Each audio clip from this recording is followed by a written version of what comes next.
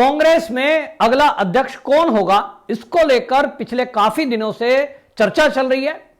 यह कहा जा रहा है कि इस बार तो गांधी परिवार के बाहर का ही कोई व्यक्ति अध्यक्ष बनेगा, क्योंकि राहुल गांधी ने बाकायदा प्रेस कॉन्फ्रेंस में यह कह दिया कि इस बार मैं अध्यक्ष नहीं बनने वाला हूं, कोई बाहर का अध्यक्ष रहेगा। और जैसे ही ये चीजें सामने आई तो उसके बाद चर्चा तेज हुई कि अगला अध्यक्ष कांग्रेस में कौन। तो सबसे ज्यादा जो चर्चा में नाम है वो अशोक गहलोत है, जो कि राजस्थान के मुख्यमंत्री भी हैं इस समय। उनका नाम चर्चा में आया कि भाई वो सीनियर हैं, और उनका नाम इसलिए भी चर्चा में आया कि वो सोनिया गांधी के काफी निकट माने जाते हैं, खासम खास माने जाते हैं। इसी बीच G23 जो ग्रुप जिसने अध्यक्ष पद को लेकर के आवाज उठाई थी, और उन्होंने एक ऑब्जेक्शन उठाया था और यह कहा था कि जो कांग्रेस है इसकी जो आज स्थिति हो गई है कि हर चुनाव कांग्रेस हार रही है, संगठन टूट रहा है, पुराने पुराने लोग पार्टी छोड़कर जा रहे हैं, और इसी में कोई परफॉर्मेंस है नहीं, और इसलिए यह तब तक नहीं ठीक हो सकती कांग्रेस जब तक कि ये गांधी परिवार से बाहर का कोई व्यक्ति अध्यक्ष के लिए ना विचार किया जाए। इसके बाद हमने देखा था कि जिन नेताओं ने यह आवाज उठाई थी उसमें शशि थरूर है, उसमें आपने देखा कि कपिल सिब्बल हैं, आनंद शर्मा हैं, ये सब लोग जिन्होंने आवाज उठाई इनको दरकिनार कर दिया गया। और ये कांग्रेस का कल्चर है कि वहां जब नेहरू जी थे तो उनके चाटुकार आगे रहते थे, फिर इंदिरा गांधी आई तो उन्हीं की जो मंडली है उनके विरुद्ध यदि कोई बोल दे तो उसको बाहर कर दिया जाता था। जब से सोनिया गांधी का शासन शुरू हुआ है कांग्रेस के अंदर, तब से यह है कि सोनिया गांधी के खिलाफ कोई आवाज उठा दे, उनके बच्चों के खिलाफ कोई आवाज उठा दे, तब फिर उसको खैर नहीं है, और कांग्रेस में कोई उसको सहन करता नहीं है। यह कल्चर है। अभी तक जितने भी कांग्रेस में अध्यक्ष हुए हैं उसमें नेहरू, इंदिरा, राजीव गांधी, सोनिया गांधी और राहुल गांधी, इनको मिलाकर कुल कार्यकाल को यदि प्रतिशत में आंकें तो 51% समय देश की आजादी के बाद से अगर कोई कांग्रेस का अध्यक्ष रहा है तो वो नेहरू गांधी परिवार का रहा है, यानी 49% बाहर के रहे हैं। और ये जब बाहर के लोग रहे हैं इनकी क्या दशा रही है ये भी हमने देखा है। सोनिया गांधी जब कांग्रेस की अध्यक्षा बनी उसके पहले सीताराम केसरी को अध्यक्ष बनाया गया था। मात्र 2 साल के अंदर कई नेता पार्टी छोड़कर चले गए, और उनको किस अपमान के साथ अध्यक्ष पद छोड़ने के लिए मजबूर किया गया था। देसी भाषा में और साफ साफ शब्दों में बोले तो उनकी धोती तक फाड़ दी गई थी। पूरा ड्रामा दिल्ली के अंदर हुआ था। क्यों? बस गांधी परिवार ही इस वैतरणी को पार कर सकता है। और अब भी बहुत सारे लोगों का कहना है कि यदि गांधी परिवार के बाहर के किसी व्यक्ति को पार्टी की कमान सौंपी गई तो पार्टी टूट जाएगी। तो फिर सवाल यह है कि क्या इस बार कांग्रेस में कोई बाहर का अध्यक्ष बन सकता है? इसको लेकर के G23 की तरफ से जो नेताओं का नाम शशि थरूर का आगे चल रहा था कि शशि थरूर अध्यक्ष पद के लिए नॉमिनेशन करेंगे, और उन्होंने इसको लेकर जो है आपको बता दें, जो ये मधुसूदन मिस्त्री हैं जो चुनाव के प्रबंध के लिए इन्होंने रखा है, उनको हेड बनाया है, उनसे मिले भी थे। लेकिन अब G23 की शशि थरूर के घर पर एक मीटिंग हो रही है और कहा जा रहा है कि ये G23 के नेताओं से विचार विमर्श करके ये कैंडिडेट अपने आप को मतलब चुनाव मैदान में उतारना, ये सभी नेताओं की राय नहीं थी। क्योंकि G23 में आप जानते हैं गुलाम नबी आजाद जैसे सीनियर लीडर भी थे। तो इनका कहना है कि मनीष तिवारी जो कि पंजाब से आते हैं उनको इसके लिए अध्यक्ष पद के लिए उतारा जा सकता है, लेकिन अभी भी वो फाइनल नहीं है।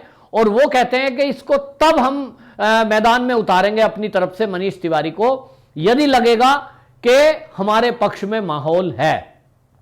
पंजाब की जहां तक बात करें, पंजाब के माहौल की अगर बात करें तो पंजाब के 8 सांसदों की मीटिंग थी दिल्ली में, बुलाया गया था। राहुल गांधी के फेवर में कुछ लोगों ने प्रस्ताव पास करके अलग अलग राज्यों से भेजा है। उनका कहना है कि इसमें कोई भी बाहर का व्यक्ति ना बने और राहुल गांधी को ही पार्टी का अध्यक्ष बनाया जाए। राजस्थान से इसकी शुरुआत हुई थी।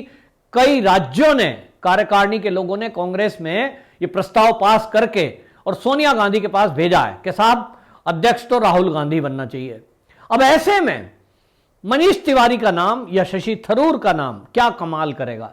तो पंजाब से 8 में से 2 सांसद दिल्ली पहुंचे और उन्होंने ही प्रस्ताव रखा राहुल गांधी का, यानी पंजाब में राहुल गांधी के नाम पर बहुमत नहीं है, लोगों की इच्छा नहीं है। तो क्या मनीष तिवारी इसके कैंडिडेट होंगे G23 के? ये अपने आप में एक अभी सवाल है। अब जहां तक सवाल आता है कि क्या ऐसा चमत्कार हो गया कि राहुल गांधी या सोनिया गांधी का मन पसीज गया।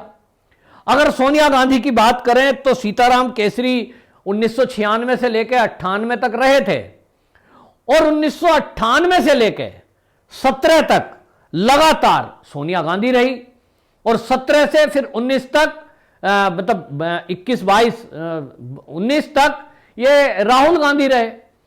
अब इसके बाद ऐसा क्या हो गया कि राहुल गांधी, सोनिया गांधी और प्रियंका का तो नाम ही कहीं नहीं आ रहा। इन लोगों ने यह कह दिया कि साहब हम अध्यक्ष नहीं बनेंगे। क्या गांधी परिवार का हृदय परिवर्तन हो गया है? क्या इनको G23 के नेताओं की कही गई बात इनको समझ में आ गई है? बहुत सारे लोग इस पर चर्चा कर रहे हैं और बहुत सारे कांग्रेसी तो त्याग मूर्ति बताने को तैयार हैं। राहुल गांधी का त्याग देखिए कि वो कह रहे हैं साहब बाहर का बनेगा, तैयार हो गए। G23 के नेताओं का मुंह बंद हो गया। तो आपको बता दूं ऐसा कुछ नहीं है, ये हृदय परिवर्तन नहीं है, ये गांधी परिवार का एक, मैं कहूंगा कि एक रणनीति, एक कूटनीति और एक चाल है। और ये चाल जो है, जो मेरे सूत्र हैं, जो मेरा अपना राजनीतिक विश्लेषक के तौर पर अनुभव है, इस आधार पर मैं कह सकता हूं और आप नोट कर लेना। अंदर से जो खबरें आ रही हैं वो ये आ रही हैं कि योजना गांधी परिवार की ये है कि इस समय जो देश का माहौल है, कांग्रेस का जो माहौल है और पूरे देश का माहौल आप देखिए, सोशल मीडिया पे आप चर्चा देखिए, फेसबुक की पोस्ट देखिए, और जब से ये वक्फ बोर्ड का खुलासा हुआ है इसके बाद तो गांधी परिवार के, नेहरू परिवार के विरुद्ध लोगों का गुस्सा और तेजी से फूटा है। लोगों का कहना है कि देश की आजादी के बाद धर्म के आधार पर नेहरू जी ने इस देश के 2 टुकड़े किए। एक ने पाकिस्तान ले लिया तो इस्लामिक राष्ट्र बना दिया, दूसरा ये हिंदुस्तान था जो हिंदू राष्ट्र घोषित होना चाहिए था 1947 में, लेकिन नेहरू ने ऐसा नहीं किया। और उसके अलावा जो अल्पसंख्यक के नाम पर केवल मुस्लिमों की तुष्टीकरण के कारण जो काम किए गए, राम मंदिर में रुकावट डाली गई, कृष्ण मंदिर में रुकावट डाली गई, काशी का श्रृंगार गौरी मंदिर जो अभी भी विवादित है, विवाद चल रहा है, उसको विवादित बना दिया गया। और तो और कांग्रेस के कार्यकाल में वक्फ बोर्ड बनाकर देश की संपत्ति, देश की सरकारी जमीन, जनता की जमीन, वो वक्फ बोर्ड को दे दी गई अरबों खरबों रुपए का। ये एक तरह से तुष्टीकरण के कारण, अब आप समझ लें कि हिंदुओं के मंदिर को अधिग्रहित किया गया, लेकिन मुसलमानों का एक भी कोई इंटरफेयर नहीं है और उनको बनाने के लिए, उनको अपने धर्म का प्रचार प्रसार करने के लिए स्पेशल सुविधाएं दी गई। और इसको लेकर के देश में गुस्सा है, हिंदू, सनातनी, सब राष्ट्रभक्त लोग गुस्से में हैं। और इस गुस्से को समझते हुए ये राहुल गांधी और गांधी परिवार ने एक दिमाग लगाया कि यदि अभी गांधी परिवार का ही राहुल गांधी को अध्यक्ष बना दिया जाता है तो यह गुस्सा और बढ़ेगा और बीजेपी और बाकी पार्टी कहेंगी, देखा हम तो पहले ही कह रहे थे गांधी परिवार से बाहर का कोई इन्हें सहन ही नहीं है। इसके अलावा अभी 9 राज्यों में चुनाव है और अगर जम्मू कश्मीर को मिला दें तो 10 हो जाते हैं, वो यूटी है, वहां भी चुनाव होना पेंडिंग है। 2024 में लोकसभा चुनाव है। तो इन्होंने दिमाग लगाया है कि ये जो आने वाले राज्य हैं जिसमें अब राज्यों में चुनाव होना है 22-23 में, 22 के लास्ट में और 23 में, इन राज्यों में कांग्रेस का कुछ होना तो है नहीं। इन सभी राज्यों में कांग्रेस का सुपड़ा साफ होना है, सफाया, कोई वोट नहीं देगा, जैसा इस समय माहौल चल रहा है।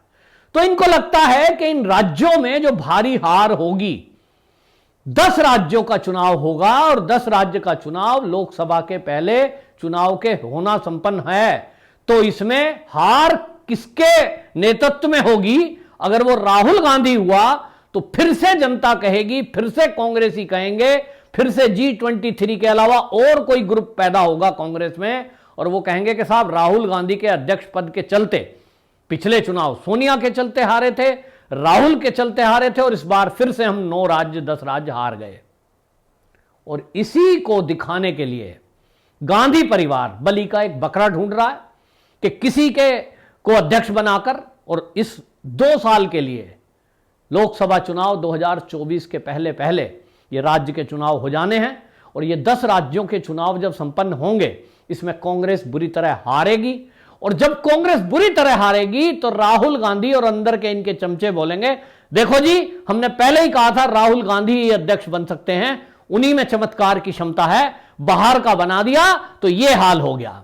तो अशोक गहलोत को बेइज्जत करके निकाला जाएगा और उसके बाद राहुल गांधी को अध्यक्ष बनाया जाएगा ठीक 2024 के लोकसभा चुनाव के पहले। ये मेरा पक्का अनुमान है, आप नोट कर लीजिए। और इसलिए इनका पूरा फोकस है कि 2024 में टिकटों का बंटवारा, प्रधानमंत्री का चेहरा, ये सब राहुल गांधी के हाथ में हो, राहुल गांधी को पीएम फेस बना करके उतारा जाए।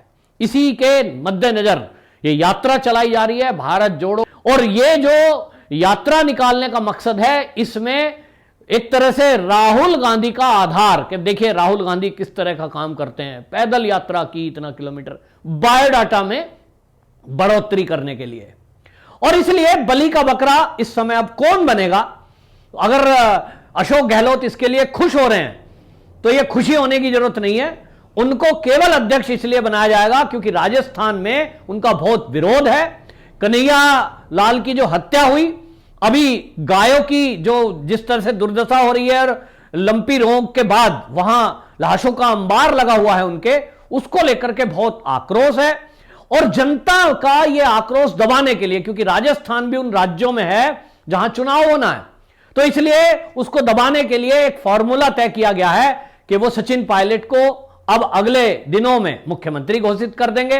तो सचिन पायलट भी खुश, युवा भी खुश, गुजर भी खुश, और हारने के लिए दोनों के सर पे ठीकरा फूटेगा सचिन पायलट, और इधर अध्यक्ष बन जाएंगे अशोक गहलोत। तो इनके नेतृत्व में चुनाव हारना है कांग्रेस को, और उसके बाद राहुल गांधी आएंगे। तो आपको बता दूं, जिन राज्यों में चुनाव है वो चुनाव है गुजरात, हिमाचल प्रदेश, छत्तीसगढ़, मध्य प्रदेश, राजस्थान, कर्नाटक, तेलंगाना, मेघालय, नागालैंड और जम्मू एंड कश्मीर।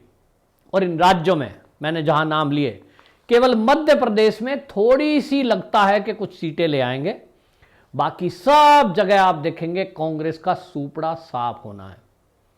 और इसी हार का ठीकरा फोड़ने के लिए यह कांग्रेस को फॉर्मूला सुझाया गया है कि गांधी परिवार के बाहर के अध्यक्ष को बना दो। 9 राज्यों के 10 राज्य के चुनाव संपन्न होंगे, इनका रिजल्ट आएगा और रिजल्ट आएगा 0, 10/0। तो कहेंगे अशोक गहलोत जी आप बेकार आदमी हो और आपको हमने विश्वास जताया था लेकिन आप कुछ नहीं कर पाए, लिहाजा बाहर होइए। इधर राजस्थान का जो मुख्यमंत्री बनने के ख्वाब पिछले 5-4 साल से सचिन पायलट देख रहे हैं, उनको भी सौंप दी जाएगी सत्ता, और उनको भी कहा जाएगा देखिए भाई आप मुख्यमंत्री बनाए लेकिन कर आप भी कुछ नहीं कर पाए।